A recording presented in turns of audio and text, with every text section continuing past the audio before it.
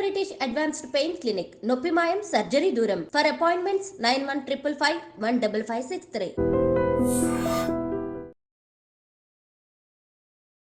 అందరికీ నమస్కారం. నేను Swaroopa Potlapalli. Welcome to iDream. Rangareddy జిల్లాలో పరువు హత్య కలకలం రేపుతోంది. కులాంతర వివాహం చేసుకుందనే కోపంతో సొంత అక్కని తమ్ముడే వేట కొడవలితో నరికి చంపాడు. ఆమె ఓ కానిస్టేబుల్. చట్టాన్ని రక్షించాల్సిన ఆ వ్యక్తే సొంత తమ్ముడి చేతుల్లోనే హతమైంది. 2 నెలల క్రితం నెల్లూరు జిల్లాలో మతాంతర వివాహం చేసుకుంది అనే నెపంతో తల్లిదండ్రులే కూతుర్ని చంపి పూడ్చిపెట్టారు. ఇలా పరువు కోసం ఎన్నో హత్యలు జరుగుతున్నాయి. ప్రస్తుతం నాతో పాటు ఫ్యామిలీ కౌన్సిలర్ రజనీ రమ గారు ఉన్నారు. ఆవిడతో మాట్లాడి అసలు ఎందుకు హత్యల వరకు వెళ్తున్నాయి ఫ్యామిలీ సమస్యలు, ఈ పరువు అనేది ఎందుకు ఇంత ప్రెస్టీజియస్ ఇష్యూగా మారుతుంది అనేది తెలుసుకుందాం. మేడం నమస్తే. నమస్తే. చూశారు కదా, పరమేష్ తమ్ముడు అక్కని ఎంత దారుణంగా హత్య చేశాడు. నాగమణి అనే అమ్మాయి హయత్నగర్ పోలీస్ స్టేషన్లో కానిస్టేబుల్గా వర్క్ చేస్తోంది. తను సరిగ్గా నెల రోజుల క్రితం నవంబర్ 1న శ్రీకాంత్ అనే అబ్బాయిని పెళ్లి చేసుకుంది. పైగా వీళ్ళిద్దరిది 8 ఏళ్లగా లవ్. అంతా తెలుసు. సొంత తమ్ముడు ఈ అమ్మాయిని చంపడాన్ని మనం ఎలా చూడాలి మేడం? మానవత్వం లేని ప్రవర్తన. ఇది సొంత రక్త సంబంధం అక్క అని కూడా ఉండట్లేదండి ఈ రోజుల్లో. చిన్న మాట పట్టింపుకే దూరంగా పెడుతున్నారు. సొంత అక్క చెల్లెళ్ళు, అన్నదమ్ములు, అన్నలు, తమ్ముళ్ళు, చెల్లెళ్ళు ఎవరైనా కానీ సొంత వాళ్ళనే దూరం పెడుతున్నారు చిన్న చిన్న మాట పట్టింపులకి. అది కూర్చుని మాట్లాడుకుంటే అయిపోతుంది కదా.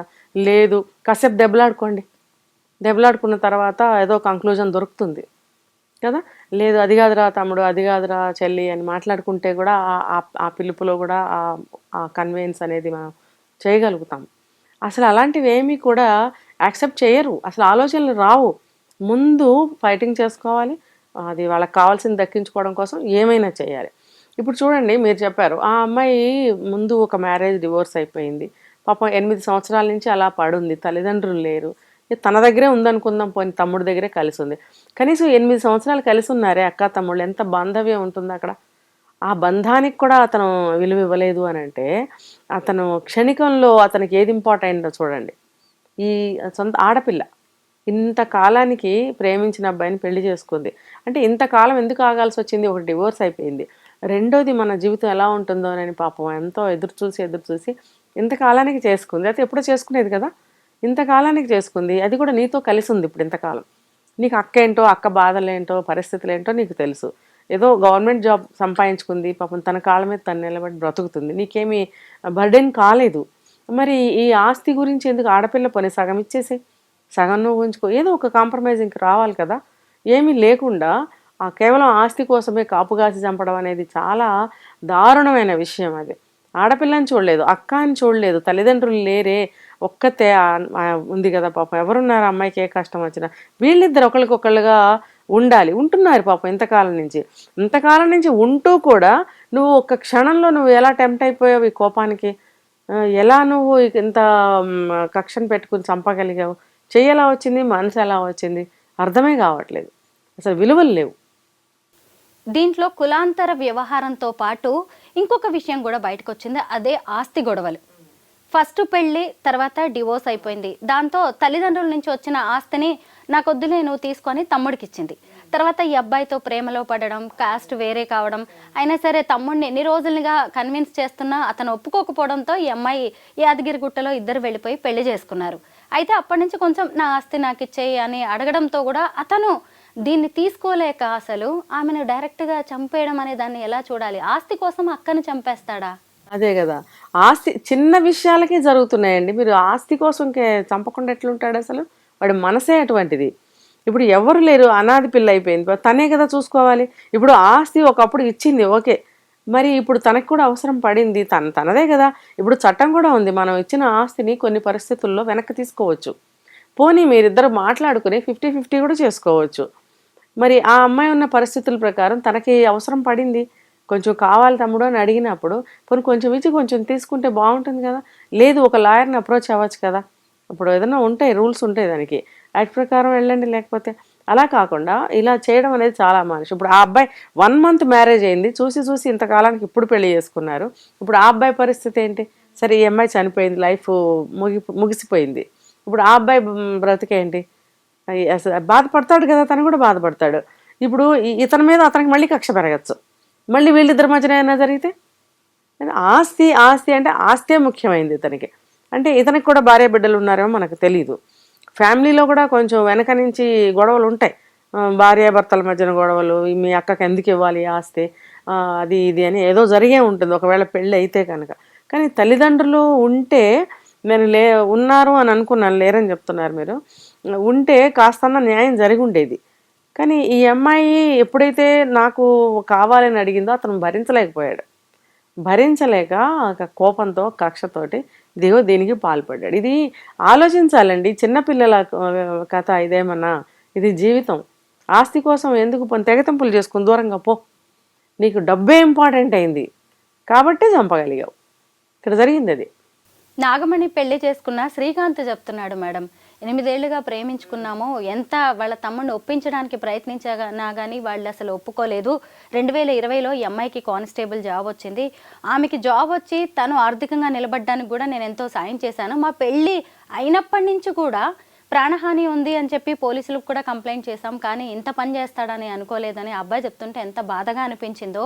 నిజంగా అసలు అబ్బాయి అక్కని అన్ని తానే నిలిచాడు, ఆస్తి దగ్గరకు వచ్చేసరికి అసలు ఈ ప్రేమ ఏమీ గుర్తురాలే. ఇలా చాలా మంది ఉన్నారు, వీళ్ళని ఎలా చూడాలంటారు? ఎందుకనంటే ఇది ఆస్తి కోసమే జరిగింది. ఇది పరువు అని అన్నారు కానీ పరువు నాకు ఇక్కడ కనిపించటం లేదు. ఎలా అంటే ఇప్పుడు ఇంతకాలం తను ఒక్కటే కదా, ఏదో ఇంత ముద్దతిని తన దగ్గర పడుంటుందిలే అనుకున్నాడేమో, వాళ్ళ ఫ్యామిలీకి సహాయపడుతూ తమ్ముడు పంచన అలా ఉంటుందిలే. కానీ వయసులో ఉన్న అమ్మాయి ఏదో రోజుకి ఏదోన్నా పెళ్లి చేసుకుని వెళ్ళొచ్చు అనే ఆలోచన అతనికి ఎందుకు రాలేదు అంటే, అతను ఇలా అనుకుని ఉండొచ్చు, ఇలాగే పడుంటుందిలే దిక్కు దివాణం లేకుండా అని అనుకుని ఉంటాడు. కానీ సడన్గా ఏమైంది, జాబ్ వచ్చింది. జాబ్ రావటం వల్ల ఆమెకు ఒక సపోర్ట్ దొరికింది మనీ పరంగా. ఆమె జీతం కూడా వీళ్ళకి రాకుండా పోతుందని. అది కూడా ఇప్పుడు ఆ అమ్మాయికి ఎప్పుడు వచ్చింది, 2020 అంటే ఒక 3-4 ఇయర్స్, 4 ఇయర్స్ అనుకుందాం. 4 ఇయర్స్ నుంచి ఆ అమ్మాయి తెచ్చిన జీతం కూడా, ఇప్పుడు మీరు అన్నారు కదా నాకు థ్రెట్ ఉంది అని కేసు పెట్టారు ఏదో చెప్పారు ఇప్పుడే మీరు. అంటే నాకు అర్థమవుతుంది ఏంటంటే, ఈ అమ్మాయి 4 సంవత్సరాల నుంచి జాబ్ చేస్తూ ఆ సంపాదన కూడా వీళ్ళకే ఇవ్వాలి అన్నట్టుగా ఇతను ఆశించి ఉంటాడు. అదేదో అక్కడ కూడా అవేవో గొడవలు జరిగినాయి వాళ్ళకి. అందుకనే ఆ అమ్మాయి బిఫోర్ మ్యారేజే పోలీస్ స్టేషన్లో అలా కంప్లైంట్ చెప్పడం జరిగిందని నాకు అనిపిస్తుంది. ఇప్పుడు అందుకనే ఇతను పెళ్లికి ఒప్పుకుని ఉండడు. ఒక కారణం ఏంటంటే ఆమె శాలరీ కూడా వీళ్ళకి ఇవ్వాలి. రెండోది ఏంటంటే బయటకు వెళ్ళింది అని అంటే ఈ ఆస్తి విషయం అనేది మళ్ళీ రావచ్చు. ఈ రెండు ఆలోచించి అతను ఆ పెళ్లికి ఒప్పుకోలేదు. ఒప్పుకోకపోవటం వల్ల మళ్ళీ ఇంట్లో గొడవల వల్ల ఆ అమ్మాయి థ్రెట్ ఉందని చెప్పి కేసు పెట్టింది. అయినా కూడా వీళ్ళు లెక్క చేయకుండా పెళ్లి చేసుకున్నారు. చేసుకున్న తర్వాత అతను ఊహించినట్టుగానే ఈవిడ నా ఆస్తి నాకు తిరిగి ఇవ్వమని అడిగింది. అంటే ఈవిడ పోలీస్ డిపార్ట్మెంట్లో 4 సంవత్సరాల నుంచి జాబ్ చేస్తుంది. కొంచెం లా అండ్ ఆర్డర్ అన్నీ తెలిసి ఉండాలి తనకి కూడా. ఒకసారి అంతా ఆస్తి నువ్వు తీసేసుకో తమ్ముడు అని ఏ పరిస్థితుల్లో అని ఉంటుందంటే, నా జీవితం ఇలా అయిపోయింది, పిల్లా పాప గలవాడు, ఒకవేళ పెళ్ళి అయితే తమ్ముడన్నా సుఖపడతాడులే ఇచ్చేద్దాంలే, లేకపోతే అతనికి జాబ్ లేదు పొల్లే అతనికి ఇచ్చేద్దాం అని అనుకుని ఉండవచ్చు ఆ రోజుల్లో. కానీ ఇప్పుడు తనున్న పరిస్థితుల్లో తనకు కూడా అవసరం పడుతుంది. మ్యారేజ్ అయింది, తనకి పిల్లా పాప పుట్టచ్చు, కానిస్టేబుల్ ఉద్యోగం అంటే పెద్ద జీతాలు ఏమి కాదు, తనకి కూడా ఒక ఆసరాగా ఉంటుంది కదా ఆస్తి అనేది. అందుకని చెప్పి నాకు మళ్ళీ ఇవ్వు తమ్ముడు అని అడిగి ఉండొచ్చు. కానీ వీళ్ళు ఆ అమ్మాయి అయినా సరే ఒక లాయర్ని అప్రోచ్ అయ్యి ఒక సలహా తీసుకున్నట్టయితే బాగుండేది. లేదు, ఇద్దరు కూర్చుని తమ్ముడు నాకు కూడా అవసరమే కదా, మ్యారేజ్ అయింది, నేనేమో పెద్ద వయసేం కాదు కదా, నాకెంతో జీవితం ఉంది, నాకు కూడా అవసరం పడుతుంది కదా, చెరిసగం తీసుకుందాము అని ఉండాల్సిందే. వాళ్ళ మధ్యన మరి సయోధ్య కుదరలేదేమో, ఇలా జరిగిపోయింది. ఎంత స్వార్థం మేడం. ఆ అమ్మాయి ఆస్తి కావాలి, ఆ అమ్మాయి జీతం కావాలి, ఆ అమ్మాయికి నచ్చిన సర్వీసెస్ కూడా కావాలి. ఆమె సర్వీసెస్ ఇంట్లో అన్ని పనులకి వాడుకోవచ్చు, పైగా ఆమె కంటే వెనక పుట్టినవాడు ఈ తమ్ముడు. ఎంత స్వార్థంగా ఆలోచిస్తున్నారు జనం. అసలు వెనక పుట్టినా కానండి, పాత రోజుల్లో అన్నలు పెత్తనం చేసేవారు, ఇప్పుడు తమ్ముళ్ళు కూడా చేస్తున్నారు. ఎందుకనంటే ఇది పుట్టింటి నుంచి ఆలోచిస్తే నేనే దిక్కు అన్నట్టుగా ఒక ఇంప్రెషన్లో ఉంటారు. కానీ ఈ రోజుల్లో ఎవరు అన్నదమ్ములే దిక్కు, మా అమ్మా నాన్న తర్వాత ఈ అన్నయ్య దిక్కు, ఈ తమ్ముడే దిక్కు అని ఏ ఆడపిల్ల అనుకోవట్లేదు. ఆ పరిస్థితి కూడా లేదు. ఎవరు వెళ్ళి అన్నదమ్ముల మీద ఆధారపడుతున్నారండి? అమ్మా నాన్న ఉంటే వెళ్తారేమో, ఆధారపడతారేమో. అన్నదమ్ముల మీద ఎవరు వాళ్ళ ఇళ్ల మీద పడి వాళ్ళ ఇళ్లలో కూర్చుని మన బరువు బాధ్యతలన్నీ వాళ్ళ మీద పెట్టిన వాళ్ళు ఎక్కడున్నారు ఇప్పుడు? 1-2 కేసులు ఎక్కడన్నా ఉన్నాయో మనం చూడలేదు, వినలేదు. అవి కూడా ఎక్కడన్నా ఉంటాయేమో, కానీ ఆల్మోస్ట్ వాళ్ళు ఎవరు కూడా అలా ఉన్న ఆడపిల్లల ఆత్మాభిమానాన్ని చంపుకుని ఏ ఆడపిల్ల ఉండదు. ఇతను మరి పెళ్ళైన అతనైతే వీళ్ళ పిల్ల పాపలకి సేవలు చేస్తూ తన శాలరీ వీళ్ళకి ఇస్తూ అలా పడుంటుందిలే అనుకున్నాడు. అందుకని 8 సంవత్సరాలు వాళ్ళకి ఇబ్బంది రాలేదు. ఇప్పుడు ఎప్పుడైతే పెళ్లి చేసుకుందో అందుకే పెళ్లికి అడ్డం పెట్టాడు. ఇప్పుడు ఈ ఆస్తి అడిగింది కాబట్టి 2 కలుపుకొని ఫినిష్ చేశాడు. అక్క కులం కాని వ్యక్తిని పెళ్లి చేసుకుంటే పరువు పోయిందంట. మరి ఇప్పుడు అక్క ప్రాణాలు తీస్తే ఈ పరువు ఏది? అదే అంటున్నా. ఇప్పుడు కులాంతర వివాహం చేసుకుంటే ఎంతమంది మతాంతర వివాహాలు, దేశాంతర వివాహాలు ఎన్ని చేసుకుంటున్నారు. ప్రపంచవ్యాప్తంగా ఎక్కడా ఎవరికి అబ్జెక్షన్ లేదు, చేసుకునే వాళ్ళకి కానీ వాళ్ళ పేరెంట్స్కి కానీ ఎవరికి కానీ. తమ్ముడికి ఎక్కడి నుంచి పుట్టుకొచ్చింది ఈ పరువు? పోనీ తల్లిదండ్రులు బ్రతికున్నారా అని అనుకుంటే వాళ్ళు లేరు. వాళ్ళు లేనప్పుడు నీకు పరువు ఎక్కడి నుంచి పోయింది? నువ్వు ఇప్పుడు చంపడం వల్ల నువ్వు నీ చేత్తో నీ పరువు నువ్వు సొంతంగా తీసుకున్నావు. మీ అక్క పెళ్లి చేసుకుంటే మీ కుటుంబ పరువు పోయిందేమో కానీ ఇప్పుడు నీ పరువే పోయింది. నువ్వు ఎక్కడుంటావు ఇప్పుడు? నువ్వు జైల్లోనే ఉంటావు. నీకు భార్య బిడ్డలుంటే వాళ్ళ గతి ఏంటి ఇప్పుడు? ఇప్పుడు ఆ అమ్మాయి బ్రతికి ఉన్నా లేకపోయినా అది చట్ట ప్రకారం అయితే అసలు ఆ అమ్మాయికి సగం ఆస్తి రానే వస్తుంది కదా. లేదు కాబట్టి అది వేరే విషయం, కానీ చట్టపరంగా అయితే ఆ అమ్మాయికి వెళ్ళాలి కదా కొంచెం. మరి దాన్ని ఉల్లంఘించి నువ్వు ఎలా చంపావు? అది హక్కు కదా. అది హక్కుని నువ్వు ఎలా తీసేస్తావు? ఆ హక్కుని అడిగినందుకు నువ్వు చంపేస్తావా? నువ్వు స్వయంగా నీ చేత్తో నీ పరువు నువ్వే తీసుకున్నావు, ఆ హక్కునేమో ఉల్లంఘిస్తున్నావు. 2 తప్పులు నీ దగ్గరే ఉన్నాయి. ఇప్పుడు నీకు లైఫ్ టైం పడుతుంది కదా జైలు శిక్ష. హత్యకు గురైన నాగమణి కానిస్టేబుల్ మేడం, చట్టాన్ని రక్షించే ఓ పోలీసు. ఆ అమ్మాయి యూనిఫామ్ ధరించి ఎంతో మందికి ధైర్యంగా అండగా నిలబడుతుంది. అలాంటిది ఇప్పుడు ఆ అమ్మాయి ప్రాణాలకే రక్షణ లేకపోయింది. అంటే ఆడదైతే చాలు, కాకి అయినా సరే ఇంకేదైనా సరే ఆ అమ్మాయిని కడతీర్చడానికి కూడా వెనకాడట్లేదు. అంటే ఆడవాళ్ల పట్ల ఉన్న ఇది అలుసు కావచ్చేమో, చిన్న అసూయ కూడానండి. అసూయ కూడా సిబ్లింగ్స్ మధ్యన 100% అసూయ ఉంటుంది. ఇది ప్రూవెన్. ప్రతి ఇంట్లో కూడా కలిసినట్టే ఉంటారు, లోపల మనసులో దూరెవరు చూడరు. కానీ అప్పుడప్పుడు వాళ్ళు మాట్లాడే మాటలు, చేసే పనులు, ట్రీట్మెంట్, వాళ్ళు వీళ్ళకి ఇచ్చే ట్రీట్మెంట్ బట్టి మనం తెలుసుకోవచ్చు అసూయ ఉందా ప్రేమ ఉందా అనేది. ఖచ్చితంగా ఉంటుంది. ఆ అసూయ వల్ల కూడా చేస్తారు. ఎందుకు? ఇన్నాళ్ళు నా దగ్గర పడి ఉంటుందిలే అనుకున్నాడు. ఇప్పుడు కొత్తగా ఉద్యోగం వచ్చింది, లవ్ మ్యారేజ్ చేసుకుంది, ఆస్తి అడుగుతుంది. వాడికి జీర్ణం అవ్వటం లేదు. డైజెస్ట్ అవ్వక ఆ అమ్మాయిని తీసేయాలనుకున్నాడు, తీసేశాడు. అసలు చట్టాన్ని న్యాయాన్ని ఎంత తక్కువ చూసినట్టు. ఏంటి మేడం, ఆ అమ్మాయి సొంత ఊరికి వెళ్ళింది, ఆదివారం వీక్ ఆఫ్ కావడంతో రాయపోల్ అనే విలేజ్కి వెళ్ళి స్కూటీపై వస్తుంది మార్నింగ్ డ్యూటీ కోసం అని చెప్పి వస్తుంటే కారుతో అడ్డం పెట్టి స్కూటీని కింద పడేసి కొడవలతో నరికి చంపాడు. అసలు ఆ హత్య జరిగిన విధానం చూడండి. అంటే ఆ అమ్మాయే ఒక పోలీసు, తర్వాత పోలీసులు ఉంటారు, చట్టం ఉంటుంది, న్యాయస్థానాలు ఉంటాయి, శిక్షలు పడతాయి. ఈ భయం ఎక్కడా లేదంటారా జనానికి? ముందు వాడికి లేదు. అది ఏంటంటే వాడికి కక్ష ముందు ఏమీ కనిపించట్లేదు. పరువు పోయింది కులాంతర వివాహం అని అతను గుండె బాదుకుంటున్నప్పుడు ఇప్పుడు తను చేస్తున్న పని పరువు పోదా అని ప్రశ్నించుకోలేదు అతను. భార్య బిడ్డలుంటే ఒకవేళ వాళ్ళైనా గుర్తొచ్చి ఉండాలి. పెళ్లి కాకపోతే అది వేరే విషయం. ఇప్పుడు పెళ్ళి అయినా అవ్వకపోయినా అతని జీవితం అయితే ఇంకా జీవితం లేదు అతనికి. ఎంతకీ తన పంతం నెగ్గించుకోవాలనుకున్నాడే గాని భవిష్యత్ ఏంటి అని. కోపం, అసూయ, కక్ష మనిషిని నిలబడినవ్వదు, కుదిపేస్తుంది అనమాట. అది తీరిపోవాలి. నేను ఏమైనా అయిపోయిన వాడు అంత చూస్తా అంటారు కదా, అది ఆ తృప్తి కావాలి, ఆ పైశాచిక ఆనందం కావాలన్నమాట. ఏమైపోయినా పర్వాలేదు, నాకు అది కావాలి అంతే. మేడం ఇంకొకటి, నెల్లూరు జిల్లాలో 2 నెలల క్రితం కన్న తల్లిదండ్రులే కూతురి పాలిట కాల యముళ్ళలా మారాడు మేడం. ఇద్దరు అసలు ఆ పిల్లని చంపేసి పూడ్చిపెట్టారు, ఎవ్వరికీ తెలియకుండా చేశారు. ఇంకా నయ్యం చుట్టుపక్కల వాళ్ళు ఎవరో పోలీసులకి ఇన్ఫర్మేషన్ ఇవ్వడంతో మిస్సింగ్ కేసు కాస్త అది మర్డర్ కేసు అని తేలిందనమాట. ఆ అమ్మాయి శ్రావణి అనే అమ్మాయి భర్తతో విడాకులయ్యి ఇలాగే 6 ఏళ్లుగా ఇంట్లో ఉంటుంది. అలాగే ఏదో కూరగాయల షాప్ పెట్టుకొని నడుపుకుంటుంది. ఆ అమ్మాయి ఒక భాష అనే అతనితో ప్రేమలో పడింది.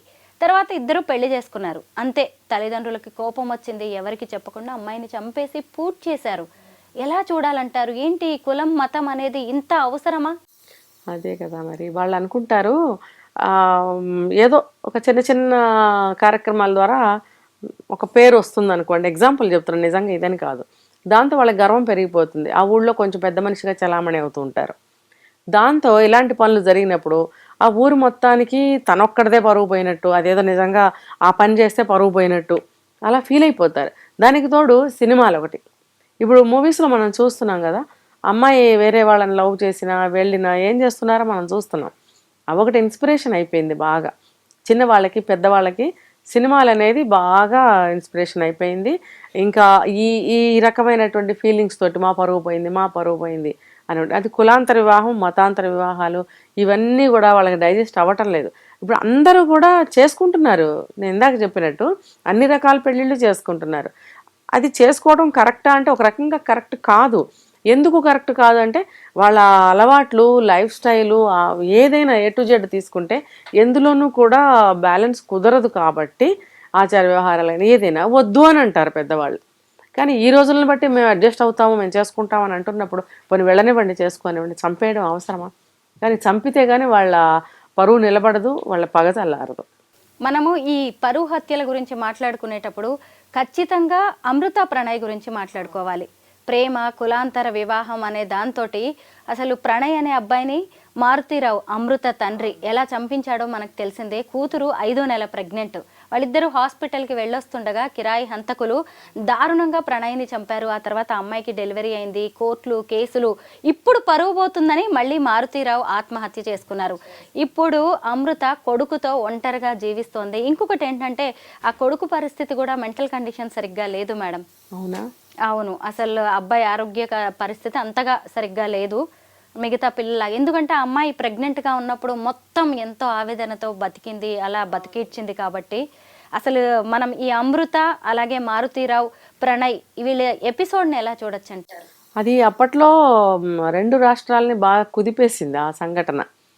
ఇప్పుడు ఆ అబ్బాయిని చంపడం అనేది ఒక తప్పు, ఈ ఒక అమ్మాయిని చంపినా తప్పే, అబ్బాయిని చంపినా తప్పే, జంటలో ఒకళ్ళని విడదీసినట్టే కదా. రెండోది తను ఎక్కడ ఉంటాడు, జైల్లోనే ఉంటాడు. మూడోది పోయింది పరువు కానీ డబ్బు కానీ మనిషి కానీ తిరిగి రాదు. ఇవన్నీ తెలుసుకోకుండా అతను పెద్ద మనిషి అయ్యుండి కూడా అతను ఆ అబ్బాయిని చంపించాడు. ఆ అమ్మాయి ప్రాణప్రదంగా, ప్రాణం కన్నా ఎక్కువగా ప్రేమించిన అబ్బాయిని నువ్వు చంపినంత మాత్రాన ఈ అమ్మాయి వెంటనే నువ్వు చూపించిన అబ్బాయిని పెళ్లి చేసేసుకుంటుందా? పైగా ఆ అమ్మాయి ప్రెగ్నెంట్, అది కూడా 5-6 నెలలు ప్రెగ్నెంట్ అమ్మాయి. ఆ అమ్మాయిని తీసుకెళ్ళి ఏం చేద్దామని నువ్వు అలా చేసావు? చాలా అంటే చాలా సెన్సేషనల్ న్యూస్ అయింది అప్పట్లో. ఎవ్రీడే అప్డేట్స్ తెలుసుకుంటూ ఉండేవాళ్ళం. ఇప్పటికీ కూడా పాప అమ్మాయి ఒంటరి పోరాటం చేస్తుంది. అప్పుడప్పుడు దాంట్లో కనిపిస్తూ ఉంటుంది, రీల్స్ ఇన్స్టాలో కనిపిస్తూ ఉంటుంది. బాధేస్తుంది నాకు. ఇది చాలా అంటే చాలా బాధాకరమైన విషయం. ప్రేమించుకుంటే చంపేస్తే ఏం దొరుకుతుంది? దీని మీద అసలు పబ్లిక్ టాక్ చేయాలని కూడా ఉంది నాకు. నిజం మేడం. ఇప్పుడు మీకు ఏం దొరికింది చెప్పండి అని ఒక్కొక్కరిని అడగాలనిపిస్తుంది. అంటే మాకు తృప్తి దొరికింది అని అంటే దానికి మనం ఏం చేయలేం, వాళ్ళ పైశాచికత్వం అది. పైగా ఈ రోజున్న కోపం రేపటికుంటుందా? ఉంటుందా? పైగా అతను కూడా ఒక పశ్చాత్తాపంతో కూడా చనిపోయాడని మనం విన్నాం, ఆ మారుతీరావు అనే ఆయన. ఇప్పుడు భార్యకి బాధే కదా, మరి ఆ కూతురికి బాధే కదా, ఆ పుట్టినవాడికి బాధే కదా. ఇప్పుడు ఎవరికి అందరూ అనాథలయ్యారా లేదా? కరెక్టే మేడం. కూతురికి భర్త లేడు, తల్లికి భర్త లేడు, ఇక్కడ మనవడికి తండ్రి లేడు, కూతురికి తండ్రి లేడు. ఏంటి మేడం ఎవరికెవరు ఎలా అయిపోయారో చూడండి. ఇప్పుడు ఆ అమ్మాయి ప్రణయ్ ఎవరైతే ఉన్నాడో ఆ అబ్బాయి తల్లిదండ్రులు చాలా మంచివాళ్ళు పాపం. వాళ్ళు చాలా బాగా ఈ అమ్మాయిని చూసుకుంటున్నారు, చేస్తున్నారు. మరి మంచివాళ్లే కదా. మంచివాళ్ళు అయినప్పుడు నువ్వెందుకు అంత బాధపడుతున్నావు? నీ కులం నీకేం పెట్టింది? ఎవరైనా సరేనండి, ఈ కులాలు మనం సృష్టించుకున్నవే. అది ఆయా పనుల రీత్యా అలా అలా పెట్టారు, ఈ కులం ఈ కులం ఈ కులం అని. అంటే అందరం ఒకలాగానే ఉన్నాం కదా. ఎందుకు ఇలాగా? వాళ్ళు దాంట్లోనే జీవిస్తున్నారు, ఎందుకు అర్థం కాదు. అది వాళ్ళు అర్థం చేసుకోవాలి, ఆలోచించాలి, మార్పుని ఆహ్వానించుకోవాలి. ఇప్పుడు ఇంత టెక్నాలజీ పెరిగింది, అన్నీ మారిపోయినాయి చూడండి. ఒక 2 సంవత్సరాల క్రితం ఉన్నవేవి ఇప్పుడు లేవు, ఇప్పుడున్నవి ఇంకొక 5-6 నెలలకు ఉండటం లేదు. మరి ఇన్ని మార్పుల్ని సమాజంలో మీరు యాక్సెప్ట్ చేస్తున్నప్పుడు ఈ విషయాన్ని ఎందుకు యాక్సెప్ట్ చేయట్లేదు కదా? పిల్లలకి ఇష్టమైంది ప్రతిదీ కొనిపెడతాం కదా చిన్నప్పటి నుంచి. మరి ఇష్టమైన తన లైఫ్ పార్ట్నర్ని తను ఎంచుకున్నప్పుడు ఎందుకు మీరు అది ఇవ్వలేకపోతున్నారు? సరే, మీరు అమ్మాయి ప్రేమించిన అబ్బాయిని పెళ్లి చేసుకుంటే ఆ అబ్బాయి ఏమన్నా వచ్చి మీ ఇంట్లో ఉంటాడా? నిత్యం ఆ అబ్బాయిని మీరు చూసుకుంటూ ఆ అబ్బాయిని ఎదుర్కొంటూ ఉండాల్సిన అవసరం ఉందా? వాళ్ళు ఎక్కడ ఉంటారు, అప్పుడప్పుడు వస్తుంటారు వెళ్తుంటారు. మీరు నిత్యం వాళ్ళని చూస్తూ వాళ్ళతో గొడవ పడే సిచ్యువేషన్ అయితే లేదు కదా. మరి ఇంకెక్కడ సమస్య వస్తుంది మీకు? ఓకే, మీ అమ్మాయిని బాగా చూసుకోవట్లేదా? చూసుకుంటున్నారు కదా, మరి ఇంకెక్కడ మీకు ప్రాబ్లం ఉంది? కులమా? అదేదో కంటికి చూపించండి. రక్తం పంచుకు పుట్టిన బిడ్డల కంటే కూడా అక్కరకు రాని సమాజానికి ఎక్కువ ప్రయారిటీ ఇవ్వడం వల్ల ఇవన్నీ జరుగుతున్నాయి అనిపిస్తోంది. మీరేమంటారు? అది కూడా కరెక్టే. ఇప్పుడు ఇదే చెప్పాను, ఏదన్నా ఒక చిన్న పని చేసి హైలైట్ అయ్యారే అనుకోండి, అక్కడ పెద్ద మనిషిగా చలామణి అయిపోతుంటారు. అవునా? ఇప్పుడు దానివల్ల ఏమవుతుందంటే పొగిడే భట్టరాజులు ఎక్కువ ఉంటారు చుట్టుపక్కల. ఎందుకంటే వాళ్ళతో ఒక పని చేయించుకోవాలంటే పొగడాలి. ఆ పొగడతలకి వీళ్ళు ఏం చేస్తారంటే ఏనుగంతా అయిపోయినట్టు ఫీల్ అయిపోయి ఉబ్బిపోయి చాలా గొప్పగా వాళ్ళు ఫీల్ అయిపోతారు. నేను సమాజంలో ఇంత పెద్ద మనిషిగా నేను చలామణి అవుతున్నాను, నా పరువు తీసి గంగలో కలిపింది. ఏదో అడుగుతారు, 2-3 అడుగుతారు, మీ అమ్మాయి ఫలానా వాళ్ళని పెళ్లి చేసుకుందట కదా అని అడుగుతారు. అడిగితే ఏం చేస్తావు, నువ్వేం చేయగలవు, అయిపోయింది. అవునండి ఏం చేస్తావు అని వచ్చే, నీకు ఇంట్రెస్ట్ లేకపోతే. అది నువ్వు ఎందుకు ఫీల్ అవ్వకు. ఫీల్ అవుతాము, బాధ ఉంటే ఒకవేళ ఫీల్ అవుతాము, కానీ నువ్వు దాన్ని నీ దగ్గరే పెట్టుకో. ఇంతంత పరిణామాలకు ఎందుకు దారితీస్తున్నావు? ఒక మనుషుల్ని చంపేయడం, జైళ్ళకి వెళ్ళడం, తర్వాత నువ్వు ఆత్మహత్య చేసుకోవడం, కుటుంబం విచ్ఛిన్నం అయిపోవడం, ఆస్తులు దాయాదులు వేరే వేరే వాళ్ళకి వెళ్ళిపోవడం, నువ్వు అంతా చేసింది ఈ ఆస్తి అంతా కూడా పరాయి పాలవుతుందని కూడా ఒక కారణం ఉంటుంది ఇలాంటి వాళ్ళల్లో. ఇప్పుడు ఎవరు పాలైంది? ఎవరు తీసుకున్నారు ఆస్తి? కూతురు నాకు రూపాయి వద్దని కాలుతో తన్నేసి వెళ్ళిపోయింది. అతని తమ్ముడు కొడుకులు, వాళ్ళు వీళ్ళు ఉన్నాయి లేనివి అన్నీ వాళ్ళే కైవసం చేసుకున్నారు. ఇప్పుడు ఆ అమ్మాయి మరి ఒంటరిగానే ఉంటుంది కదా.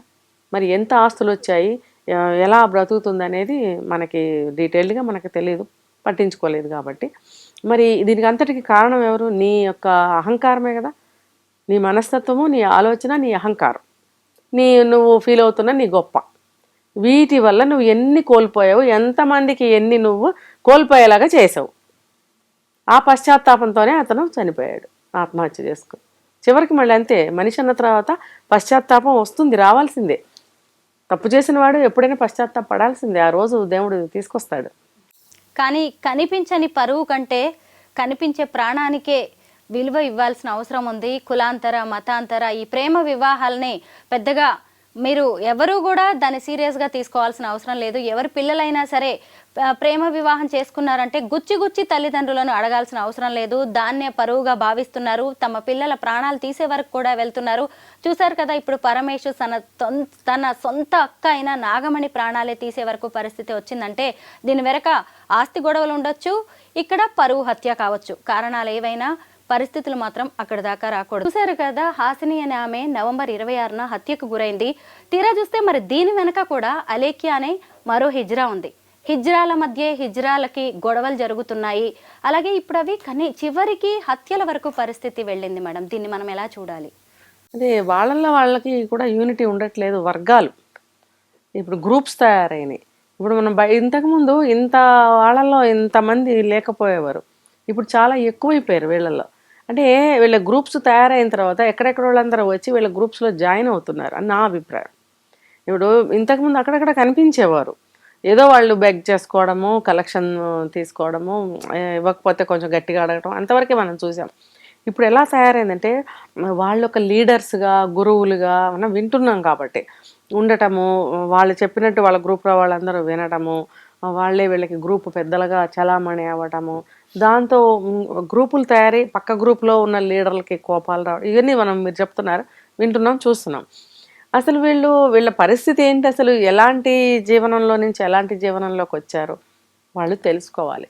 వాళ్ళు ఉన్నదే నిస్సహాయ స్థితి అని వాళ్ళు చెప్పుకుంటున్నారు కదా. మాకెవరు దిక్కు లేదు, మేము ఎలా బ్రతకాలి, మాకు ఒక ఉపాధి లేదు అని వాళ్ళు ఇంతగా బాధపడుతున్నప్పుడు వాళ్ళందరూ ఒక మంచి విషయానికి ఒక యూనిటీగా తయారయ్యి వాళ్ళకి ఏమన్నా కావాలంటే గవర్నమెంట్ని అడగటము, అలా వాళ్ళు ఫాలో అవ్వాల్సింది పోయి సొంతంగా తయారయ్యారు. ఎందుకంటే నాకు అనిపిస్తుంది ఎవరు మాకేం చేయలేరు, మేమే ఒక దారి వెతుక్కోవాలి అన్నట్టుగా ఇలా గ్రూప్స్గా తయారయ్యి వాళ్ళ దందాలే కానీ, సెటిల్మెంట్సే కానీ, కలెక్షన్సే కానీ ఎలాగైనా సరే వాళ్ళ సంపాదన అనేది బాగా ఎక్కువ చేసుకున్నారు.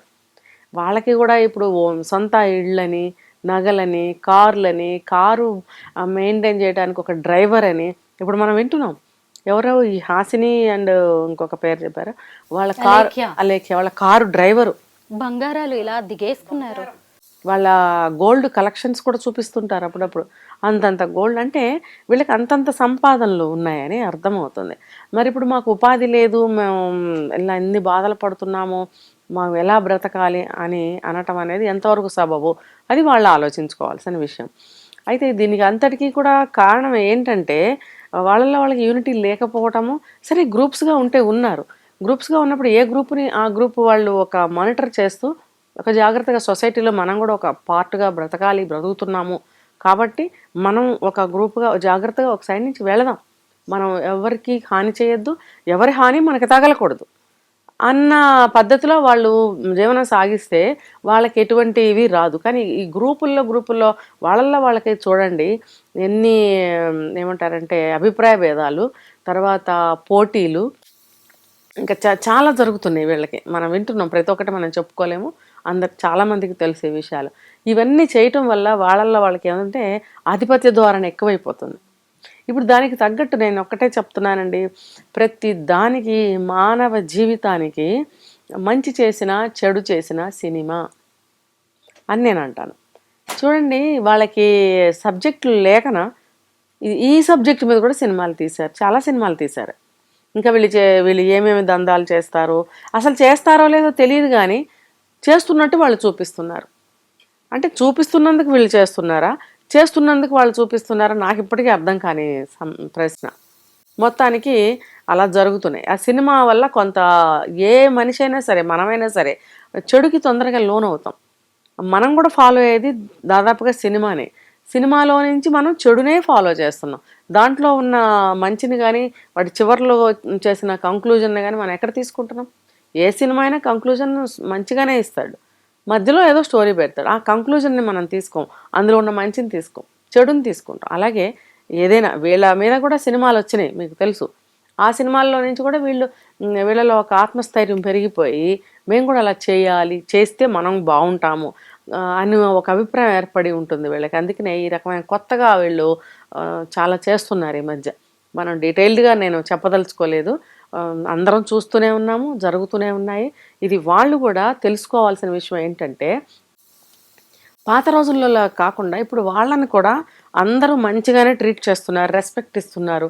నా మటుకు నేను ఎక్కడికన్నా వెళ్తే వాళ్ళు అమ్మ ఆశీర్వాదం తీసుకో, అక్క ఆశీర్వాదం తీసుకో అని అంటారు. అన్నప్పుడు నేను వెళ్ళి ఆశీర్వాదం తీసుకుంటాను, నా తరఫు నుంచి వాళ్ళకి ఏదైనా హెల్ప్ చేస్తాను. వాళ్ళు అనకపోయినా గుళ్ళకి వెళ్తాం చూడండి, పెద్ద పెద్ద టెంపుల్స్కి వెళ్ళినప్పుడు వాళ్ళు కూడా వస్తారు. నేను తమిళనాడులో చూశాను, తమిళనాడు నుంచి ఇక్కడికి వచ్చిన వాళ్ళని చూశాను, టెంపుల్స్లో చూస్తుంటా వాళ్ళని. నేను తమిళనాడు నుంచి వచ్చిన కొంతమంది గ్రూప్ని నేను పలకరించి మాట్లాడాను కూడా. మీరు ఇక్కడికి ఎందుకు వచ్చారమ్మా అని అడిగితే వాళ్ళు మాట్లాడినప్పుడు నేను ఇదే ఏదో ఒక ఆ ఫీలింగ్ని ఎట్లా చెప్పాలి, ఒక వాళ్ళ మీద ఉన్న జాలి అనుకోండి, ప్రేమ అనుకోండి, దయ అనుకోండి, మానవత్వం ఏదైనా అనుకోండి, పాపం వాళ్ళకి అంటూ ఒక సంపాదన లేదు, వాళ్ళు పాపం ఇలాగా అని నేను అభిప్రాయంలో ఉండి వాళ్ళకి నేను సహాయం కూడా చేసి ఆశీర్వాదం కూడా తీసుకుంటాను. మరి ఆ మాత్రం ఆ పార్ట్ ఆఫ్ గౌరవం వాళ్ళకి దక్కుతున్నప్పుడు వాళ్ళు అలా దక్కించుకోవాలనేది నేను కోరుకుంటున్నాను. అనవసరంగా వీళ్ళు ఇలాంటి డిస్ప్యూట్స్ చేసుకుని హత్యల వరకు వెళ్ళారంటే వీళ్ళ స్థాయి ఏ స్థాయి వరకు వెళ్ళిందో చూడండి. అంటే మీకు అంత ఏమంటారు, అంత స్థానం ఉన్నదా, అంత స్థానబలం మీకు ఎలా వచ్చింది, మీరు ఏర్పరచుకున్నారా? మీకు అంత ధైర్యము, సాహసము, స్థానబలాలు మీరు సంపాదించుకున్నప్పుడు కమ్యూనిటీ వాళ్ళు వాళ్ళ మధ్య ఉండి వాళ్ళు బయట సమాజాన్ని చూడట్లేదు. మీరు ఏర్పరచుకుంటే కూడా దానికి తగ్గట్టుగా మీరు గౌరవంగానే బ్రతకండి. కొంతమంది బ్రతుకుతున్నారు, కాదని అనటం లేదు, కానీ మరి ఇలాంటివి కూడా జరుగుతున్నాయి కదా. ఒక జిల్లాలో కాదు, ఒక స్టేట్లో కాదు, నేను ఢిల్లీ వరకు కూడా చూశాను. ఇప్పుడు ఢిల్లీలో కూడా అక్కడ మన ఇండియా గేట్ దగ్గర చూసామంటే గ్రూపులుగా వస్తుంటారు అక్కడికి కూడా. ఇప్పుడు ఇక్కడ మన తెలుగు వాళ్ళు కూడా అక్కడికి వచ్చి కలెక్షన్స్ అనేది చూస్తుంటారు వాళ్ళు. నేను చూశాను, మాట్లాడిన సందర్భాలు కూడా ఉన్నాయి. అంటే దేశవ్యాప్తంగా వీళ్ళు ఉన్నారు, మన వాళ్ళు కూడా దేశవ్యాప్తంగా ఉన్నారు, ఒక చోట కాదు వీళ్ళు. మరి సరే ఎక్కడన్నా ఉండనివ్వండి, ఎలా అన్నా బ్రతకనివ్వండి, వీళ్ళకి సంపాదన కావాలి, బ్రతకాలి, తినాలి, ఉండాలి, వాళ్ళకి కూడా అన్నీ ఉండాలి. కానీ వాళ్ళ గౌరవాన్ని పోగొట్టుకోవద్దని నేను చెప్తున్నాను. ఈ ముఖంగా ఏంటంటే మీకంటూ ఒక స్థానం లేకుండా అయితే పోలేదు. సమాజంలో వాళ్ళు ఇంత ధైర్యంగా ఎంత హ్యాపీగా తిరుగుతున్నారు. వాళ్ళ రోజున స్కూటీలు కొనుక్కుంటున్నారు, స్కూటీ మీద డబుల్స్ త్రిబుల్స్ కూడా వెళ్తుంటే నేను అమ్మాయిలే అనుకుంటాను. దానికి కొంచెం మంచిగా కూడా అనిపిస్తుంది నాకు. పోన్లే వాళ్ళు హ్యాపీగా ఉన్నారు, వాళ్ళు ఇదివరకు ఇట్లాగా బాధపడట్లేదు మెంటల్గా అని నేను చాలా హ్యాపీ అవుతాను. మరి వాళ్ళు మూవీస్కి వెళ్తున్నారు, షాపింగ్ మనతో పాటు సమానంగా చేస్తున్నారు. ఎక్కడ వాళ్ళకి వివక్ష అనేది లేదు.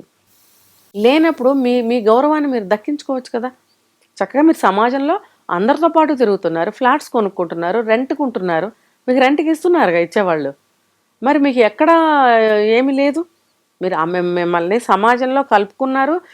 మరి మీకు అందరూ హెల్ప్ చేస్తున్నారు. మీరు చక్కగా అంటే ఏమంటారని ఒక భయం కానీ సిగ్గు కానీ పాత రోజుల్లో కనిపించేవి.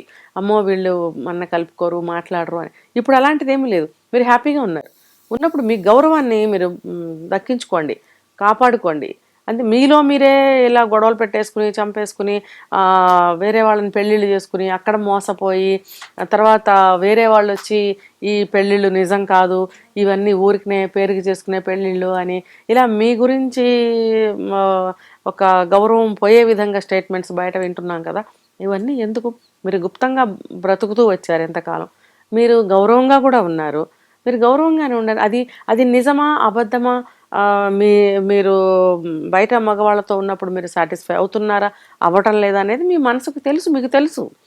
తెలిసినప్పుడు మీ మీ లైఫ్లో మీరు ఉంటూ ఉంటే బాగుంటుంది. ఎందుకనంటే అది అది ఎంత మీకు సాటిస్ఫాక్షను ఒక మంచిని కలిగిస్తుందో మీకు తెలుసు. ఎంత మంచిని సాటిస్ఫాక్షన్ని బయట నుంచి వచ్చే వాళ్ళకి కలుగుతుందో అది కూడా మీకు తెలుసు. మీరు దాన్ని ఎంకరేజ్ చేయకండి. మీరు బ్రతకడానికి కావాల్సిన డబ్బు సంపాదించుకోండి, ఉండండి. నేను రెండవది చెప్పబోయేది ఏంటంటే, ఇప్పుడు ఇంతకాలం జరిగిపోయింది. ఇప్పుడు కొత్తగా ఎవరిళ్లలోనైనా ఇలాంటి పిల్లలు గనక పుడితే వాళ్ళకి కొంత ఏజ్ వచ్చేటప్పటికి తెలుస్తుంది. ఒక 13-14 సంవత్సరాలు వచ్చేటప్పటికి ఆ పిల్లలకి అన్నీ తెలుస్తూ ఉంటాయి. ఇప్పుడు వాళ్ళకి తెలిసిన తర్వాత వాళ్ళ ఆలోచనలు ఇంకొక కోణంలో ఆలోచించడం మొదలు పెడతారు. మేడం, ఈ ట్రాన్స్జెండర్స్ విషయంలో సొసైటీ తల్లిదండ్రుల పాత్ర గురించి మాట్లాడుకునే ముందు వీళ్ళ గురించి మనం ఇంకొన్ని విషయాలు మాట్లాడుకుందాం. ఎందుకంటే ఒకప్పుడు ఈ ట్రాన్స్జెండర్స్ అనేవాళ్ళు హిజ్రాలు ఐడెంటిటీ క్రైసిస్లో ఉండేవాళ్ళు. వాళ్ళని ఎవరు గుర్తించట్లేదు, ఆడ మనుషులుగా చూడట్లేదు అనే బాధలో ఉండేవాళ్ళు.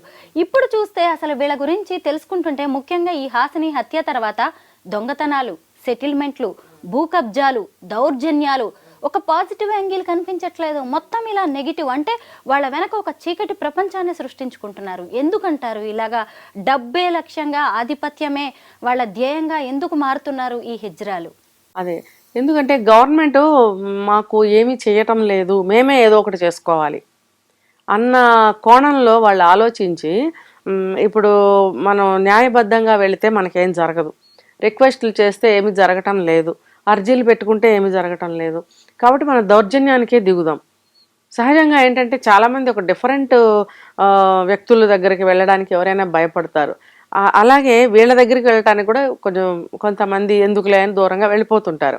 కాబట్టి వీళ్ళు అలానే భయపెట్టి బ్రతకాలి, దౌర్జన్యం చేసి బ్రతికితే మనకి బాగుంటుంది అనే నిర్ణయానికి వచ్చి ఉంటారని నా అభిప్రాయం. ఎందుకంటే ఒక మనిషి ఒకలా తయారవడానికి కారణం సొసైటీయే. గవర్నమెంట్ కూడా పాత్ర వహిస్తుంది. సొసైటీ కంటే ముఖ్యంగా గవర్నమెంట్. ఇప్పుడు వీళ్ళని మొదటిలోనే వీళ్ళకి ఒక మంచి అవకాశాలు కల్పించి వాళ్ళ బ్రతుకు తెరువు ఏదైనా కల్పించినట్టయితే వీళ్ళు మరీ ఇంతలా చేయకపోయి ఉండవచ్చు అని నేను అనుకుంటున్నాను. ఎందుకనంటే ఏ మనిషి కూడా కావాలని ఒక చెడు చేయాలని చూడరు. వీళ్ళు ఇంత దౌర్జన్యాలకు దిగుతున్నారు. వీళ్ళ గ్రూపిజాలు, ఆధిపత్యాలు ఇవన్నీ ఎందుకు వచ్చాయి? చెప్తాను చూడండి.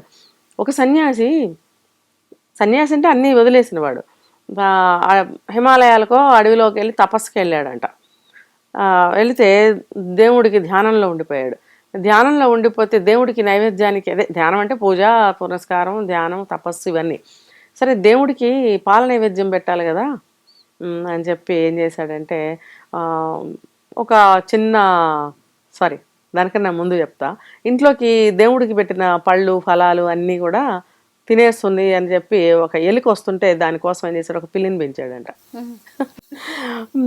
ఎలికి వస్తుందని చెప్పి పిల్లిని పెంచితే ఈ పిల్లి వచ్చి దేవుడికి పెట్టిన పాలన్నీ తాగేస్తుందంట. అంటే ఇప్పుడు ఎట్లా ఉందంటే ఇది ఒక ఏదో మనశ్శాంతి కోసం ఒక పక్కకి వెళితే ఏవేవో తగులుకుంటూ ఉంటాయన్నమాట. దీనికి చెప్పాలంటే పెద్ద కథే ఉంది. అలాగా వీళ్ళు ఏదో ఒక మనకి ఏ దారి లేదు, ప్రశాంతంగా బ్రతుకుదాము అని చెప్పి మొదలుపెట్టిన వీళ్ళు ఒక సమస్యలో పడిపోతున్నారు. ఎందుకు అనంటే వాళ్ళు తీసుకున్న నిర్ణయమే, వాళ్ళు ఎంచుకున్న మార్గమే దీనికి కారణం.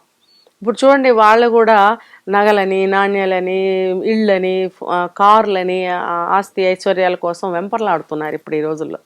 పాత రోజుల్లో అట్లా లేదు.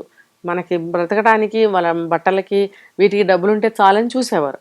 ఇప్పుడు ఇవన్నీ కావాల్సి వస్తున్నాయి. వాళ్ళకు కూడా స్టేటస్లు కావాల్సి వస్తున్నాయి, అన్నీ కావాల్సి వస్తున్నాయి as a human being. So దానికోసం చేస్తున్న స్ట్రగుల్ అనుకోండి, పోరాటం ఏదైనా కానీ, దానికోసం ఇన్ని స్టెప్పులుగా వీళ్ళు వెళ్తున్నారు. సరే, ఆ పోరాటంలో వీళ్ళు ఇన్ని జరిగిపోతున్నాయి. ఈ దౌర్జన్యాలే కానీ, కొట్లాటలే కానీ, ప్రతిదీ జరుగుతున్నాయి అన్నమాట వీళ్ళల్లో. ఈ హిజ్రాల్లో కూడా నిజంగా చాలా ఇన్స్పిరేషనల్ క్యారెక్టర్స్ ఉన్నాయి. ఎందుకంటే కొంతమంది డాక్టర్స్ ఉన్నారు, హెల్త్ ఎక్స్పర్ట్స్ ఉన్నారు, ఫ్యాషన్ డిజైనర్స్ ఉన్నారు, గవర్నమెంట్ జాబ్స్ చేస్తున్న వాళ్ళు ఉన్నారు, సాఫ్ట్వేర్ ఇంజనీర్స్ ఉన్నారు. ఇలా వాళ్ళల్లో కూడా స్ఫూర్తివంతమైన వ్యక్తులు ఉన్నారు. ఇది నాణానికి ఒకవైపు మాత్రమే. ఇంకొక వైపు చూస్తే దౌర్జన్యాలు, అకృత్యాలు, బెదిరింపులు, కలెక్షన్స్.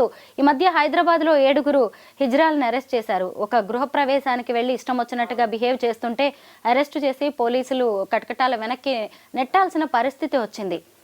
ఎందుకు వీళ్ళు ఇలా తయారవుతున్నారు అంటారు? డబ్బు వ్యామోహం పట్టుకుంది వీళ్ళకి కూడా. కాలనీస్లోకి వచ్చి గృహప్రవేశాలు జరుగుతున్నాయంటే వాళ్ళకి ముందుగానే తెలుస్తుంది ఫలానా ఇల్లు తయారవుతుంది. ఎట్లా కనిపెడతారో మనకి తెలియదు, వాళ్ళకి ఇన్ఫార్మర్స్ ఉంటారో ఏమో తెలియదు. ఆ ఇంట్లో ఫలానా డేట్కి ఫలానా టైంకి గృహప్రవేశం అని బాగా తెలిసిపోతుంది. ఒక పెళ్ళున్నా, ఏదైనా డెలివరీ పిల్లలు పుడుతున్నారన్నా, ఫంక్షన్స్ ఉన్నాయన్నా తెలిసిపోతుంది వాళ్ళకి. ముందుగానే వచ్చి రాసుకుని వెళ్ళిపోవడము, ఆ టైంకి వచ్చి వీళ్ళని డబ్బులు ఇస్తావా లేకపోతే గొడవ చేయమంటావా, వాళ్ళు భయపడిపోయి ఎంతంటే అంత వాళ్ళు ఇచ్చేయడు.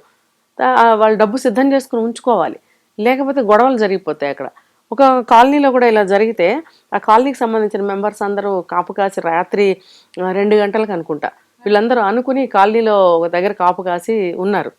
వాళ్ళు ఆటోల్లో ముందు ఒక గ్రూప్ రావడము, ఆ ఇంటికి వెళ్ళడము, దౌర్జన్యం చేయడం. మిగతా 5-6 ఆటోల్లో అక్కడ అందరూ నిలబడి ఇక్కడ ఏమైనా గొడవ జరిగితే అటాక్ చేద్దామని. అంటే మీరు ఏమనాలంటే వాళ్ళ భాషలో బెగ్గింగ్. మీరు బెగ్గింగ్కి వెళ్తున్నారా, దౌర్జన్యం చేయడానికి వెళ్తున్నారా? దౌర్జన్యానికి బెగ్గింగ్కి ఎంత డిఫరెన్స్ ఉంది చూడండి. పైగా గ్యాంగిల్గా వెళ్తారు. మీరు ఒక 5 వచ్చి మీరు బెగ్ చేసుకోవడానికి వస్తే మీకు వెనకాల అంతమంది సెక్యూరిటీ ఎందుకు?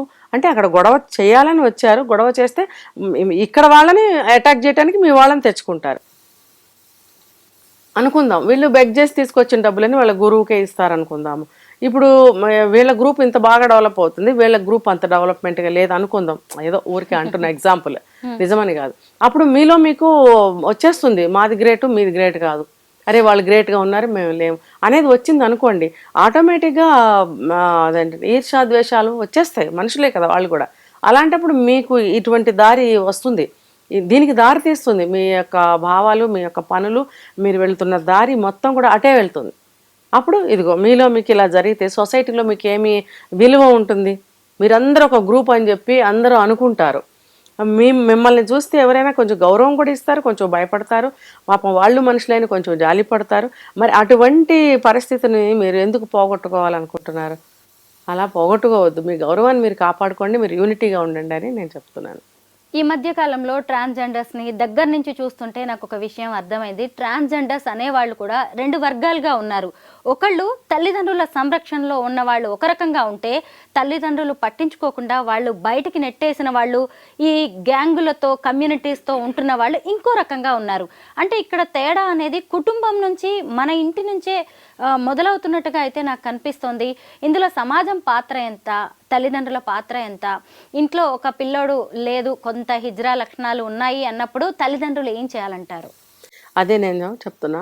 పిల్లలు 13-14 సంవత్సరాలు వచ్చేటప్పటికి వాళ్ళ లక్షణాలు వాళ్ళకి తెలిసిపోతాయి. ముందు తెలిసేది వాళ్ళకే, తల్లిదండ్రులకు కాదు. వాళ్ళకే తెలుస్తుంది. తెలిసినప్పుడు వాళ్ళు ముందు బయట వింటున్నారు కదా, ఇప్పుడు ఈ రోజులను బట్టి, పాత రోజులు నాకు తెలియదు. ఇప్పుడు ఈ రోజుల్లో బయట అన్నీ ఇంత పబ్లిక్గా ప్రతి విషయం మన గుమ్మం ముందుకు వచ్చి కనిపిస్తున్నప్పుడు అన్నీ తెలుస్తాయి. ఇప్పుడు మీడియా ఉంది, బయట చూస్తున్నారు, పిల్లలకి అన్నీ తెలుస్తున్నాయి. 13-14 ఏళ్ళు అంటే అన్నీ తెలుస్తాయి కదా, బయట చూస్తున్నారు. అమ్మో నేను వీళ్ళలాగా అయిపోతానేమో, మరి మమ్మల్ని ఇంట్లోకి ఉండనిస్తారా ఉండనివరా, అమ్మ ఏమనుకుంటుందో, నాన్న ఏమనుకుంటారో అనే భయంతో ఉంటారు. ఫస్ట్ అయితే చెప్పడానికి ఇష్టపడరు, చెప్పలేరు, భయపడతారు. ఇప్పుడు ఒక బాబు పుట్టంగానే మగాడని పెంచే ఆచారాలు మన ఇళ్లలో. మగాడిగా పెరిగిన 14 ఏళ్ల కుర్రాడు సడన్గా నేను మగాడిలాగా నాకు అనిపించట్లేదు, నాకు అమ్మాయిలాగా అనిపిస్తుందని ఎలా చెప్పగలడు? తల్లిదండ్రులు కూడా ఒక ఆడపిల్ల ఒక మగ పిల్లాడు అని చెప్పుకున్నోళ్ళు కాస్త ఇద్దరు ఆడపిల్లలే మా వాడు తేడా అని చెప్పడానికి కూడా ఈ రోజుల్లో ఆలోచిస్తున్నారు. దానికన్నా ముందు వీళ్ళు అసలు చెప్పలేరు. వీళ్ళు అసలు చెప్పలేని కారణంగా ఏం చేస్తారంటే ఇప్పుడున్న సౌకర్యాల ప్రకారం పిల్లలు బయటకు వెళ్ళి ఆ గ్యాంగుల్ని ఆ గ్రూప్స్ని కన్సల్ట్ కూడా చేస్తున్నారు. నాకు మీరు ఒకటి చెప్పారు, వాళ్ళు ఈ పిల్లలు ఎక్కడైతే వెళ్ళి ఒక్కళ్ళని కలిస్తే రోడ్డు మీద ఎక్కడంటే అక్కడ వీళ్ళు కనిపిస్తూనే ఉంటారు. ఒక్కళ్ళని కన్సల్ట్ చేస్తే వీళ్ళు వాళ్ళ గురువు దగ్గరికి తీసుకెళ్ళిపోతారు. మీరు నాకు ఒక ఇన్ఫర్మేషన్ ఇచ్చారు ఏంటంటే వాళ్ళు ముందు వాళ్ళ పిల్లవాడు ఎవరైతే ఉన్నాడో వాళ్ళ తల్లిదండ్రులు కన్సల్ట్ చేస్తారు. ఏదైనా సర్జరీలు చేయించాలా, మాలో ఉంచుకోవాలా, ఏదో సంథింగ్. అవును, మెడికల్ ఎక్స్పర్ట్స్ ఉన్నారు, కౌన్సిలింగ్ లాంటి సెంటర్ అని మీరు చెప్పారు కదా. అట్లా వాళ్ళు తెలియజేస్తారు. వీళ్ళకి తెలియజేసినప్పుడు నేనేమనుకుంటున్నానంటే ఒకవేళ సర్జరీలు చేయించాలంటే ఆ డబ్బు కూడా ఈ పేరెంట్సే పెట్టుకోవాలా? పేరెంట్స్ నుంచి రావాల్సిందే. అందుకే పేరెంట్స్ ఇన్ని కనీసం 10 లక్షలు అవుతుంది ఒక సర్జరీ, ఒక అబ్బాయి కాస్త అమ్మాయిగా మారడానికి. సో తల్లిదండ్రులు ఎందుకు ముందుకు వస్తారు? తల్లిదండ్రులకు చాలే నువ్వు పక్కన కూర్చో అని చెప్పేసి అంటారు. కాబట్టి వీళ్ళు ఏం చేస్తారంటే బయటకు వెళ్ళిపోతున్నారు. వెళ్ళిపోయి ఆ సర్జరీస్కి కావాల్సిన డబ్బు వీళ్ళే అర్న్ చేస్తా ఉంటారు. అది ఓకే. నేను అనుకోవడం ఏంటంటే కొంత డబ్బు ఇక్కడి నుంచి కూడా డిమాండ్ చేస్తారు. మీ అబ్బాయే కదా, మీ అబ్బాయి లైఫ్ మీకు కావాలి కదా, మరి ఇప్పుడు అలా చేయాలంటే ఎంత డబ్బు ఎక్కడి నుంచి వస్తుంది అని కొంత ఏమైనా డిమాండ్ చేస్తారేమో, మరి నాకు సరిగ్గా తెలీదు. అది కూడా ఉండవచ్చు. సరే, మళ్ళీ బ్యాక్కి వస్తే ఈ తల్లిదండ్రులు అనేవాళ్ళు ఈ పిల్లవాడు ఇలా భయపడే పరిస్థితి వచ్చింది అని అంటే తల్లిదండ్రులు, నేను అదే చెప్తా, ప్రతి వీడియోలో చెప్తాను, పిల్లల్ని చిన్నప్పటి నుంచి దగ్గరగా ఉండాలి, దగ్గరగా పెంచుకోవాలి, వాళ్ళని గమనిస్తూ ఉండాలి. గమనిస్తూ ఉన్నట్టయితే కనుక ఈ ఏజ్లో ఇలాంటి విషయాలు బయటపడితే కూడా తల్లిదండ్రులు గమనించాలి. ఎందుకంటే వాళ్ళల్లో ఫిజికల్గా చేంజెస్ వస్తూ ఉంటాయి, అమ్మాయిలైనా అబ్బాయిలైనా. వచ్చినప్పుడు వాళ్ళల్లో ఎంతో సఫరింగ్ ఉంటుంది. అది చెప్పడానికి సిగ్గుపడతారు, ఎలా చెప్పాలో అర్థం కాదు. అప్పుడు తల్లి కానీ తండ్రి కానీ దగ్గరగా వాళ్ళని ఉంటూ ఉన్నట్టయితే వాళ్ళు తెలుసుకోగలుగుతారు. చిన్నప్పటి నుంచి కూడా ప్రతిదీ వాళ్ళకి షేర్ చేసుకునే విధానాన్ని నేర్పాలి.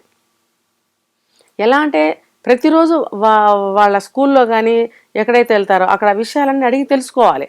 మీరు ఎంత జాబ్ చేసినా సరే, ఎన్ని లక్షలు సంపాదించినా సరే, పిల్లలు పుట్టిన తర్వాత వాళ్ళ మంచి చెడ్డలు కావాలనే కోరుకుంటారు కదా. పిల్లలు బాగుపడాలి, మా పిల్లలు బాగా ఎదగాలి, మంచి పొజిషన్లో ఉండాలని ప్రతి తల్లిదండ్రులు కోరుకుంటారు. కోరుకున్నప్పుడు మీరు వాళ్ళ కోసం ఏం చేస్తున్నారు? పిల్లల్ని ప్రతిరోజు దగ్గరగా చూడండి, వాళ్ళ మనసుకి దగ్గరగా వెళ్ళండి, వీలైతే మనసులోకి వెళ్ళండి. ఎలా అంటే వాళ్ళు ప్రతి ఒక్క కష్ట సుఖాన్ని మీరు అడిగి తెలుసుకోండి. మీ భార్యాభర్తలు ఒకరినొకరు అడగటం అనేది కాసేపు పక్కన పెట్టండి, మీరు కొట్టుకోవడం పక్కన పెట్టండి. పిల్లల్ని గురించి మీరు ఆలోచించండి. మీకు ఎన్ని సమస్యలు ఉన్నా సరే సాయంత్రం అయ్యేటప్పటికి ఇద్దరు కలిసి పిల్లల దగ్గర కూర్చోండి. వీలైతే ఇద్దరు పిల్లలు ఉంటే ఇద్దరి దగ్గర చెరొకళ్ళు కూర్చోండి. అమ్మాయితో ఒకటి నానైతే ఒకటి కాదు కదా, ఇద్దరు పిల్లలకి సమానమైనది ఎప్పుడు కూడా. సో ఇద్దరు చెరొకళ్ళ దగ్గర కూర్చోండి, లేదా నలుగురు కలిసి కూర్చోండి. నలుగురు కలిసి కూర్చొని నలుగురు కష్ట సుఖాలు మాట్లాడుకోండి. ఆ రోజంతా ఏం జరిగిందో. అప్పుడు పిల్లవాడు ఏం చేస్తాడంటే మార్నింగ్ నుంచి ఈవినింగ్ వరకు తను ఏమేమైతే ఫేస్ చేశాడో, విన్నాడో, చూశాడో, ఏదైనా తగిలిందా, నొప్పి కలిగిందా, పెన్సిల్ పోయిందా, పెన్ను పోయిందా, ఎవరు నోట్బుక్ అన్నా తెచ్చాడో, ఇవన్నీ కూడా వస్తాయి అందులోకి. ఇవన్నీ మీరు అడగాలి, వాడు చెప్తాడు. అడగకపోయినా కొన్ని అబ్బాయి చెప్తాడు, ఆ అబ్బాయి చెప్పకపోయినా కొన్ని మీరు అడగాలి. ఇలా ప్రతి ఒక్కటి, టిఫిన్ తీసుకెళ్ళావా, తిన్నావా, ఎవరికైనా షేర్ చేసావా, మీ ఫ్రెండ్ ఏం తెచ్చుకున్నాడు, నీకు షేర్ చేశాడా, ఇలాంటివి కూడా అడగండి. ఇవన్నీ అడిగే విషయాలు అంటే ఖచ్చితంగా అడిగే విషయాలే, ప్రతిదీ అడగండి. అలా అడగటం వల్ల ఏమవుతుందంటే ఆ షేరింగ్ నేచర్ అనేది వస్తుంది. ఏ సమస్య వచ్చినా తల్లిదండ్రులతో షేర్ చేసుకోవాలి, ఫ్యామిలీ మెంబర్స్తో షేర్ చేసుకోవాలి అనే ఒక అలవాటుని చిన్నతనం నుంచి చేయండి, ఫస్ట్ క్లాస్ నుంచి కూడా. చేయటం వల్ల ఏమవుతుందంటే వాడు ప్రతి ఒక్కటి చెప్పే చనువు, ధైర్యము వాడికి కలుగుతుంది. వీళ్ళకి కూడా పిల్లవాడిని దగ్గరగా కూర్చుని గమనించే అలవాటు వీళ్ళకే అవుతుంది. దీనివల్ల ఏమవుతుందంటే ఇలాంటి సందర్భాల్లో పిల్లవాడు ఏదైనా చెప్పలేకపోవడం అనే సమస్య రాదు. చెప్తాడు, నాకు ఇలా అనిపిస్తుందని. తర్వాత వాడు ఒకవేళ నిజంగా అన్నీ చెప్పి ఒక విషయం చెప్పడానికి డిఫరెంట్ విషయం కాబట్టి చెప్పలేకపోయినా వీళ్ళు దగ్గరగా ఉంటారు కాబట్టి వీళ్ళు గమనించగలుగుతారు. వీలైతే ఏమంటే ఆ వారానికి ఒకసారి పిల్లల్ని స్నానం చేయించండి.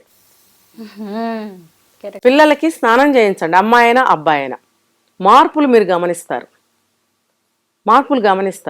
గమనించి నేను ఓపెన్గానే చెప్తున్నాను, ఎంతైనా మన బిడ్డే కదా, చిన్నప్పటి నుంచి కూడా స్నానం 10 ఏళ్ల వరకు తల్లిదండ్రులే చేయిస్తారు నాకు తెలిసి. 10 ఏళ్ల తర్వాత కూడా వారానికి ఒకసారి మీరు స్నానం చేయించండి. చక్కగా బట్టలన్నీ తీసి చక్కగా సబ్బు రుద్ది తలస్నానం చేయించి ఒంటికి నలుగు పెట్టి స్నానం చేయించండి. వాళ్ళ శరీరంలో వచ్చే మార్పులు మీరు గమనించండి. వాడు చెప్పలేకపోయినా మీకు తెలిసిపోతుంది. సెకండ్ ఏంటంటే, ఎలా ఉన్నప్పటికీ మీరు కన్నబిడ్డ, మీరు ఆ బిడ్డని అలాంటి మార్పులు అబ్బాయి చెప్పినా మీరు గమనించినా సరే మీరు యాక్సెప్ట్ చేయవలసిందే. మీకు పుట్టిన అబ్బాయే కదా, ఏదో ఒక జన్యు లోపం వల్ల అట్లా జరుగుతుంది. దాన్ని మీరు యాక్సెప్ట్ చేయగలిగే స్థితికి ప్రతి తండ్రి రావాలి. ఇప్పుడు నెక్స్ట్ కమింగ్ ఎన్ని సంవత్సరాలైనా ఎన్ని జనరేషన్స్ అయినా సరే ఇది పాటించాల్సిందే. ఇప్పుడు మీరు కంటేనే కదా వాడు పుట్టాడు, ఎక్కడి నుంచో రాలేదు కదా. మీలో నుంచి వచ్చిన బిడ్డే అలా కాలు పోతేనో చేయిపోతేనో పెంచుకోవట్లేదా? అలాగే ఇది కూడా అనుకోండి. మరి అర్ధనారీశ్వరుడు అని శివుడిని పూజిస్తున్నామే అంత యాక్సెప్ట్ చేసి, మన ఇంట్లో పుట్టినప్పుడు కూడా మీరు శివుడే పుట్టాడు అనుకోండి అనుకుని ఆ అబ్బాయికి కరెక్ట్గా అలాగే విద్యాబుద్ధులు నేర్పించండి, మంచి ఎడ్యుకేటెడ్ని చేయండి, ఆ అబ్బాయికి ఆత్మస్థైర్యాన్ని పెంచండి. నేను ఒక సమాజంలో ఒక మనిషిని, నేను వాళ్ళతో సమానమే అనే ఒక ఏమంటారు ఆ ఫీలింగ్ని కలగజేయండి, ఆ స్థితికి తీసుకురండి అని నేను చెప్తున్నా. పిల్లల్ని నిరాదరించవద్దు. వాళ్ళు వెళ్ళిపోతామంటే అమ్మ వీడు మాకెందుకులే వెళ్ళిపో అని పంపించకండి.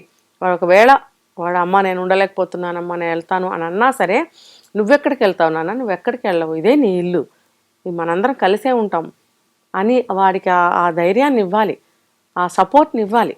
తర్వాత ఏంటంటే, మనం ఒక ఎపిసోడ్లో చెప్పుకున్నాము, వాళ్ళే ఉండలేక వెళ్ళిపోతారు కాబట్టి తల్లిదండ్రులు మాత్రం ఏం చేస్తారు అని అంటే, మీరు ఆదరిస్తున్నాము యాక్సెప్ట్ చేస్తున్నామని కంప్లీట్గా ఆ పిల్లవాడికి అర్థమైతే కనుక వెళ్తానని అనడు. ఫస్ట్ అన్నా సరే తర్వాత ఉంటాడు, చిన్న వయసే కదా.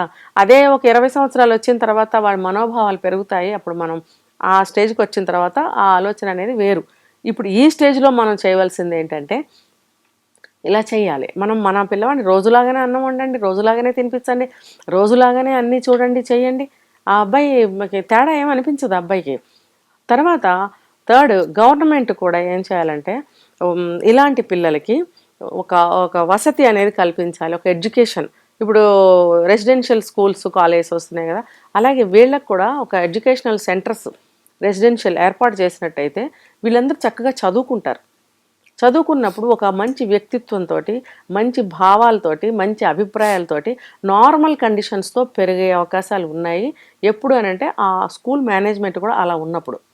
ఎలా అంటే మంచిగా పిల్లల్ని మోటివేట్ చేస్తూ, పిల్లలకి మంచి భవిష్యత్తు రావాలి అని కోరుకుంటూ, వాళ్ళని ఒక స్పెషల్ గైడ్లైన్స్ ఇస్తూ, వాళ్ళని ట్రీట్ చేస్తూ, వాళ్ళని చదివించినట్టయితే మంచి ఎడ్యుకేటెడ్స్ అవుతారు.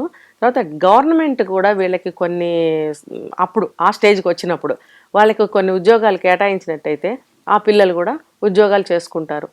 అందరికీ గవర్నమెంట్ జాబ్స్ వస్తాయా? లేదు. ఇప్పుడు అందరికీ సాఫ్ట్వేర్ ఉద్యోగాలు చేస్తున్నారు కదా, వాళ్ళు చేసుకుంటారు. అట్లీస్ట్ నెక్స్ట్ జనరేషన్కైనా ఈ మార్పు రావాలని నేను కోరుకుంటున్నాను. అప్పుడు వాళ్ళకు వచ్చే సమస్యలు పోతాయి, వాళ్ళ వల్ల పబ్లిక్ వచ్చే సమస్యలు పోతాయి అనేది నా అభిప్రాయం.